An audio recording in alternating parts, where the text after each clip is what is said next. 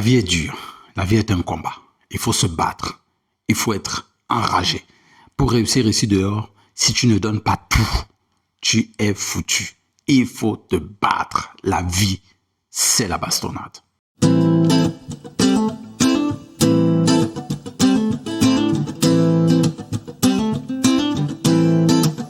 Des discours comme celui-ci, on les entend encore et encore et encore. Il faut se battre, la vie est difficile, la vie est un combat.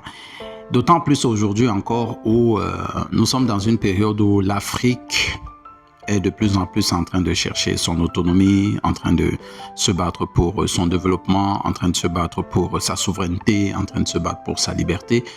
Des discours comme ceux-là sont donc presque comme d'actualité. Ils sont de plus en plus récurrents, ils sont de plus en plus virulents. Seulement, je me pose quand même une question.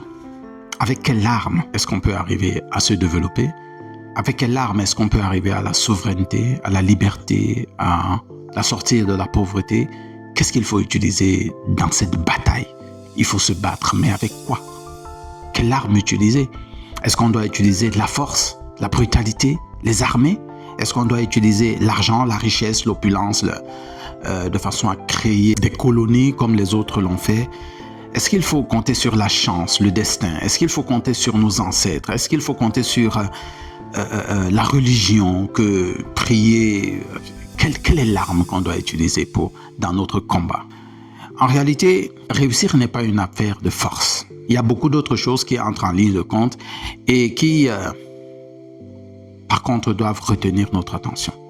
Et nous allons le voir au travers d'un livre magnifique dont j'ai déjà fait une vidéo ici. Il s'agit du livre L'art de la guerre de Sun Tzu. Alors, c'est contradictoire parce que je suis un peu en train de dire il faut se battre. Mais en fait, non, il ne faut pas se battre.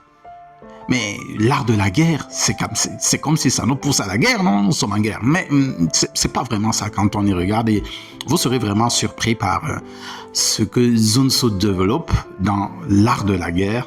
D'ailleurs, j'ai déjà fait un résumé PDF de ce magnifique livre. Vous pouvez le retrouver dans le lien en description. Un PDF qui décrit qui résume les 13 articles de l'art de la guerre. Évidemment, dans le livre, à la suite, il y a les commentaires de celui qui a traduit ce livre ou bien qui a repris la traduction de ce livre. Je ne me suis pas attardé sur ces commentaires, je me suis concentré sur les 13 articles du stratège militaire Sun Tzu.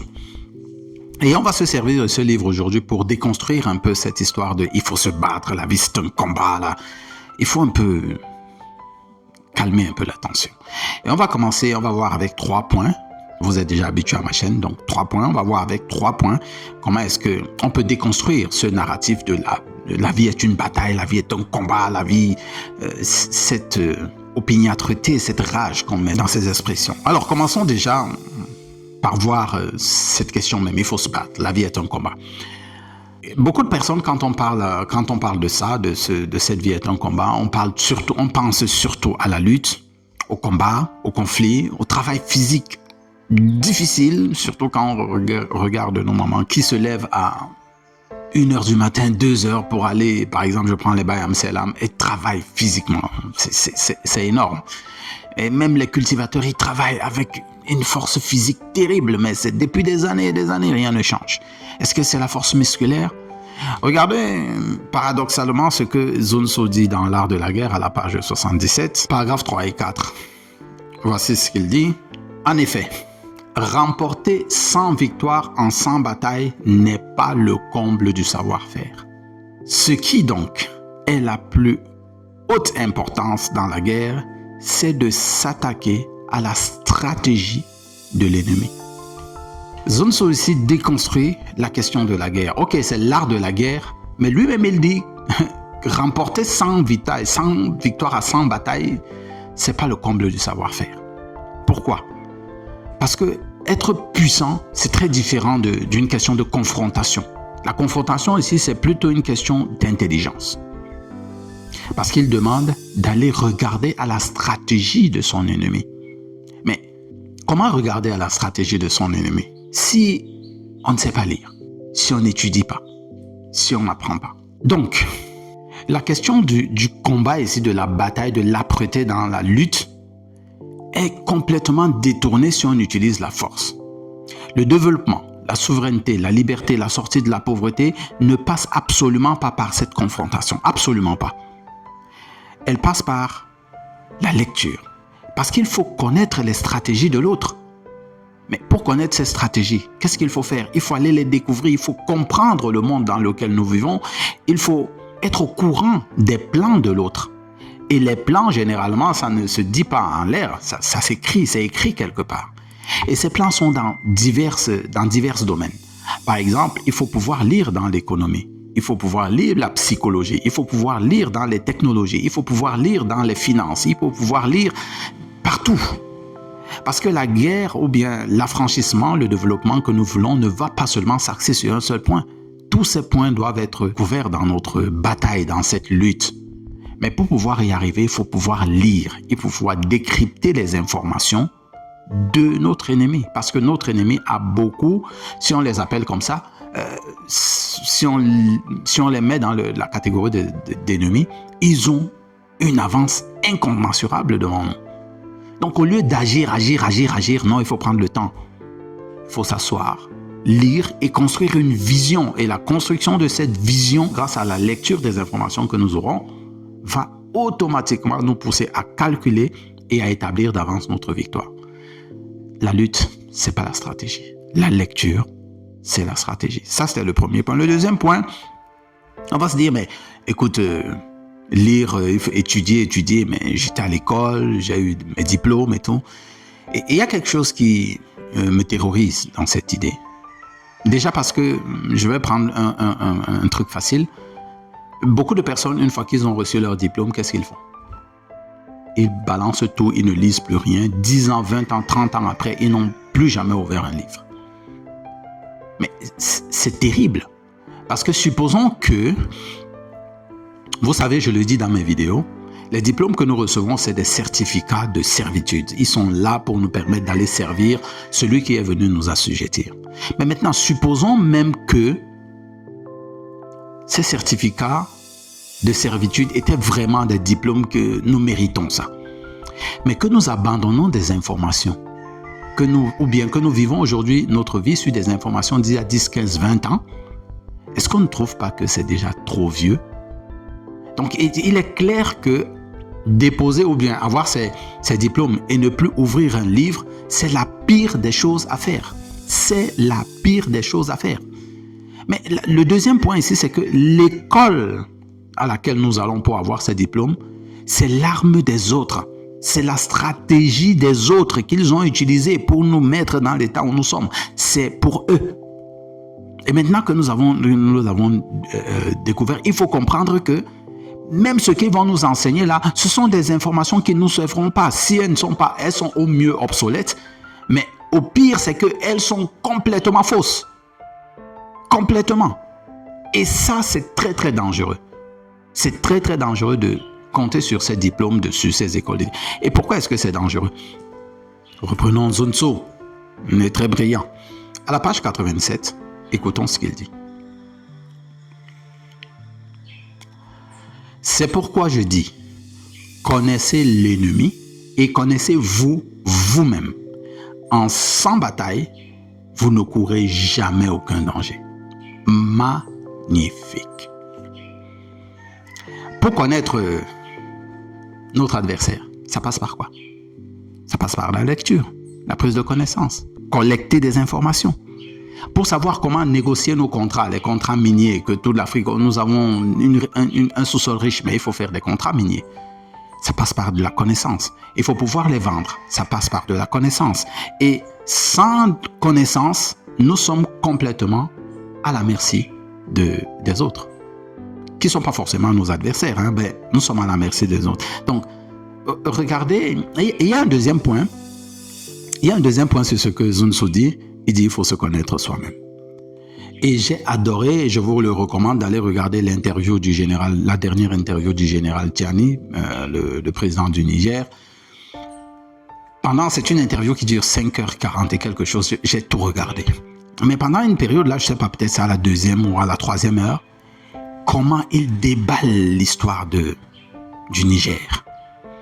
combien de personnes, combien d'Africains peuvent autant connaître leur histoire? Très peu. Mais connaître notre histoire, nous connaître nous-mêmes, est aussi important que de connaître l'autre. Mais nous n'avons pas de connaissance de nous-mêmes. Nous ne connaissons pas nous. Nous ne connaissons même pas nous, l'Afrique. On ne connaît pas notre histoire. Il y a tellement de versions dehors, tellement de versions embrouillées sur ce qu'est l'Afrique. Nous n'avons pas une connaissance claire de nous-mêmes. Et cela a encore un danger pour nous. Parce que nous ne pouvons pas connaître les autres parce que nous ne nous connaissons pas déjà nous-mêmes. Et malheureusement, cette institution scolaire-là où nous partons ne nous enseigne pas qui nous sommes, ne nous enseigne même pas qui est l'adversaire. Nous sommes complètement perdus. La seule solution passe par autre chose. L'auto-éducation. Nous devons aller chercher les informations là où elles sont. Et là, le troisième point peut être d'un point très, très important. Et c'est quoi ce troisième point? Eh bien, on entend, ou du moins comme je le disais au début, est-ce que nous devons plonger dans la fatalité, dans le défaitisme, ou bien se dire que la sorcellerie des autres est supérieure à la nôtre? Il y a même une chanson au Cameroun qui dit la sorcellerie des Blancs est avantageuse à la sorcellerie des Noirs. Quelle stupidité! Donc, on est là toujours à croire à la sorcellerie, toujours à croire au destin, toujours à croire à Jésus, à prier des dieux pour qu'ils viennent faire des choses pour nous. Ce n'est absolument pas de cette façon qu'il faut s'y prendre. Il faut étudier, il faut lire, il faut apprendre. La victoire, c'est avoir l'information exacte sur l'autre et sur nous-mêmes. C'est ça la victoire. La victoire passe par la bonne information, l'information exacte. Et là, nous avons beaucoup de chance. Beaucoup de chance. Et pourquoi nous avons beaucoup de chance? Pourquoi est-ce que je peux dire ça? Parce que nous avons la diaspora. Vous qui m'écoutez en dehors de l'Afrique, vous êtes une chance pour nous. Mais dans quel sens est-ce que vous êtes une chance? Laissons Sun Tzu nous dire encore une fois, quelle est la chance que nous avons de vous avoir. À la page 178 et au paragraphe 4, voici ce qu'il dit. Ce qu'on appelle information préalable ne peut être tiré des esprits, ni des divinités, ni de l'analogie avec des événements passés, ni des calculs. Il faut l'obtenir d'hommes qui connaissent la situation de l'ennemi. Sun Tzu dit que pour avoir la bonne information, il faut obtenir cette information de la part des personnes qui sont dans le camp de l'ennemi. C'est pour ça que notre diaspora est une chance. Vous êtes partout dans le monde. En Amérique, en Asie, dans tous les continents, dans tous les pays, vous êtes présents. L'objectif, c'est le renseignement. Mais où est-ce qu'on trouve ces renseignements? Toutes ces informations, toutes les informations sur les calculs, sur les stratégies, des informations sur la façon de faire, elles se trouvent où? Elles se trouvent stockées quelque part. C'est stocké quelque part. C'est dans des livres. C'est dans des rapports internationaux, c'est dans des manuels de stratégie, c'est dans des biographies. Mais c'est dans les bibliothèques. Ici en Afrique, je l'ai dit encore et encore ici au Cameroun, nous n'avons pas de bibliothèque, ou du moins de bibliothèque digne de ce nom. Vous êtes dans ces pays qui avaient accès à ces bibliothèques. C'est une pépite d'or. Vous prenez ces renseignements, vous nous les envoyez. Et vous encouragez chaque membre de votre famille à lire, à apprendre à lire, à s'informer, à étudier lui-même. Pas à la télé, pas sur Facebook, pas sur TikTok, à s'informer lui-même, à lire, à pouvoir lire encore et encore et encore. Lire, ce n'est pas deviner. Il faut lire pour savoir. D'ailleurs, pour cela, je vais sortir un peu du cadre de Sun Tzu. Je vais lire dans ce livre. Il y a une phrase très très intéressante, c'est l'autoroute du millionnaire qui m'a toujours fasciné et je vous recommande ça. À la page 298, il dit « Les librairies. Les livres vous apporteront le meilleur retour sur investissement pour ce qui est de la formation. » Alors voici le point important. Achetez-les, empruntez-les, volez-les s'il le faut, mais lisez-les. Moi, je vous recommande pour les deux dernières parties, volez-les. Vous êtes dans le milieu de l'ennemi, volez leurs informations et envoyez-les. Sinon, nous allons continuer à aller tout droit à la perdition. Parce que l'accès à la connaissance, ça coûte énormément cher. Combien de personnes vont acheter des livres? C'est la raison pour laquelle je fais des vidéos de livres, je fais des résumés de livres dans mon site pour que nous puissions au moins avoir accès à de l'information. Même si un résumé a dilué un livre j'essaie de faire le maximum pour sortir de ce livre le jus de ce jus pour que nous puissions avoir accès à l'information. Donc, vous êtes la diaspora, vous êtes de l'autre côté, fournissez-nous de ces rapports, vous entrez dans ces endroits, après, volez-les même s'il le faut.